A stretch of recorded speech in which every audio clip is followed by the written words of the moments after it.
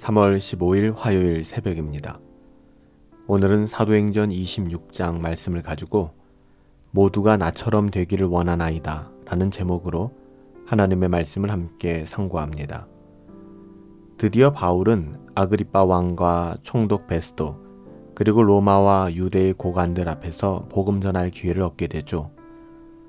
비록 자신이 신문당하고 있는 변론의 형식을 빌린 것이지만 이것은 너무나도 분명한 복음 전도였고 바울이 유대에서 전한 마지막 복음 전도이기도 했습니다. 바울은 예루살렘에서 유대인들에게 했던 것처럼 자신이 유대교적 배경을 설명하고 어떻게 자신이 주님을 만났는지, 더 정확하게 말하자면 어떻게 주님이 자신을 찾아오셨는지를 설명하기 시작했습니다. 그는 자기가 지금 고난 중에 있는 이유가 바로 구약의 모든 조상들이 바랬던 소망, 메시아에 대한 소망 때문이었으며 특별히 그분의 부활 사건 때문이다, 그렇게 증언하게 되죠. 바울은 주님께서 찾아오셨던 다메섹 도상의 회심 사건을 보다 자세하게 설명하면서 주님께서 자기에게 가시체를 뒷발질하기가 내게 고생이니라 이렇게 말씀하셨다라고 증언합니다. 이는 하나님의 뜻을 인간이 아무리 거스리려고 해도 거스릴 수 없다, 그런 말이죠. 즉 사도 바울은 주님을 만난 후에 자기의 뜻과 생각대로 살아온 것이 아니라 하나님의 뜻을 따라서 살아왔기 때문에 바울을 정죄하는 것은 곧 하나님을 대적하는 것이다, 그것을 암시하면서 말씀을 증언했던 것입니다.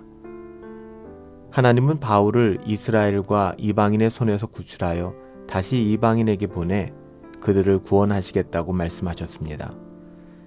18절은 회심의 본질을 잘 보여주고 있는데요.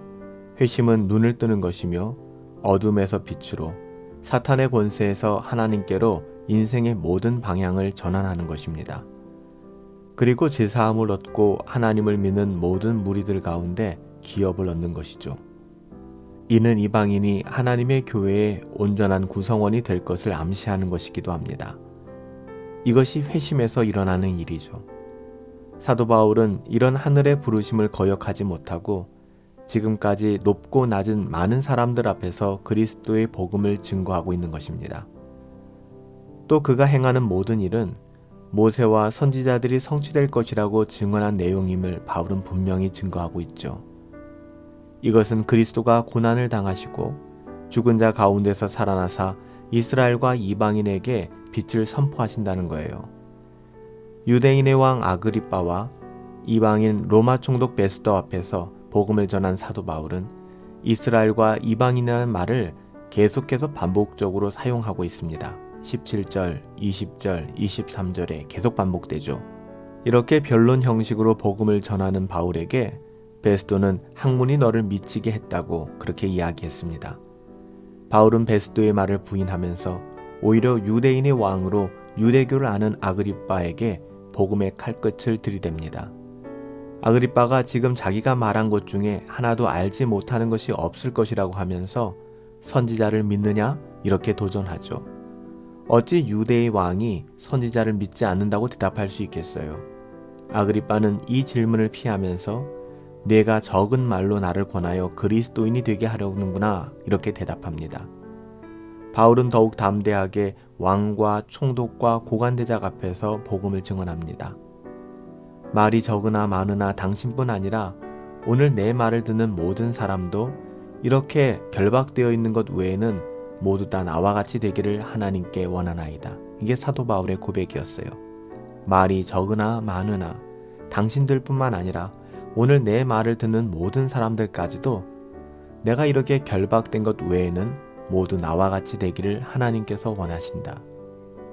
왕과 총독과 고관들은 이 복음 증거 앞에서 그리고 사자처럼 담대하게 복음을 전하는 죄수 바울 앞에서 도망하기 시작했습니다. 위험 있게 들어온 그들은 복음 앞에서 도망치듯 물러가면서 바울의 무죄를 인정할 수밖에 없었어요. 만일 바울이 황제에게 호소하지만 않았더라면 풀려날 수도 있었겠다, 이렇게 아그리빠는 베스도에게 말하게 됩니다. 그렇다면 바울이 황제에게 호소한 이유는 뭘까요? 너무 성급하게 결정한 경솔한 행동은 아니었을까요? 황제에게 호소만 하지 않았다면 그는 풀려날 수도 있었을 텐데 사도 바울의 결정이 너무 성급하거나 또 경솔한 행동은 아니었을까? 그렇지 않아요. 하나님께서는 바울을 유대의 왕과 로마의 총독 앞에 세우사 복음을 전하게 하신 그것처럼, 바로 이 사건처럼 장차 로마의 황제 앞에서도 복음을 전하게 하시고자 하나님께서 이렇게 이를 섭리하시고 인도하셨던 것이죠. 고관대작 앞에서 바울은 조금도 주눅들지 않았어요. 세상의 그 어떤 권력 앞에서 바울은 비굴해지지 않았어요. 오히려 자기의 말을 듣고 있는 모든 사람들이 다 자기처럼 되기를 바란다, 이렇게 담대히 복음을 증언했죠. 죄수의 신분이었던 바울이 던진 이 말이 왕과 총독과 고관들에게 어떻게 들렸겠어요? 여러분, 이게 그리스도인입니다. 세상 사람들은 우리를 무시하고 능멸할 수 있어요. 우리를 억압할 수 있습니다. 하지만 결코 그것에 굴하지 않고 사자처럼 분연히 일어나는 것이 하나님의 자녀요 그리스도인들이죠. 그리스도인은 모두가 다 이런 사도 바울과 같이 되기를 원하는 사람들은 아닐까요? 그러기에 우리는 사도 바울처럼 나와 같이 되기를 원합니다, 이렇게 고백하지 않을 수 없는, 그렇게 복음으로 말미암아 설명될 수밖에 없는 그런 사람들인 것이죠. 여러분 어떠세요?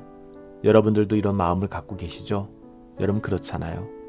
복음을 부끄러워하지 않고 복음이 우리를 자유케 하며 복음 안에서 자랑스러운 삶을 살아갈 수 있는 하나님의 자녀들, 하나님의 자녀로 부름받은 복된 우리들의 삶이 바로 그것입니다.